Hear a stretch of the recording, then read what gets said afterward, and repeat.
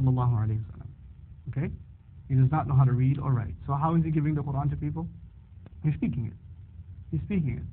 So the people who believed in him those 23 years, they were with him, they did not see a book. If they thought of the Quran, you know what they thought of? Like the Prophet's face came in their head and his voice rung in their head. You understand? Like for them, they could not think of the Quran without thinking of the Prophet sallallahu alaihi wasallam. We can do that. When we think of the Quran, sometimes we don't think of the Prophet sallallahu alaihi wasallam, we just think of a book. For them, the Prophet and the message and the messenger were inseparable. The Quran comes down over 23 years. It's not been put in book form. It's not been put into a database. It hasn't been put into a search engine. Now it has. Now what the Prophet said has been put into a search engine. It's been put into a database. So you can actually do a search. How many times does the Quran say this word? You could do that? Could you do that back then? So now, after 23 years of this book, and centuries later, we have this book in book form. This book uses the word ad-dunya. You know what ad-dunya means? This world. This book uses the word this world 115 times. 115 times. What word is used? Ad-dunya. Did anybody know that back then? They had no idea. This book also uses al-akhirah. This life, ad-dunya, al-akhirah, the next life.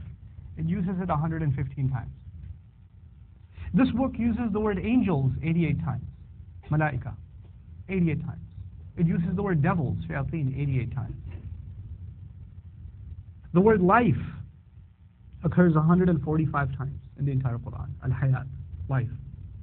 You want to take a guess what else comes in the Quran 145 times? Death. Death, the word death occurs in the Quran 145 times.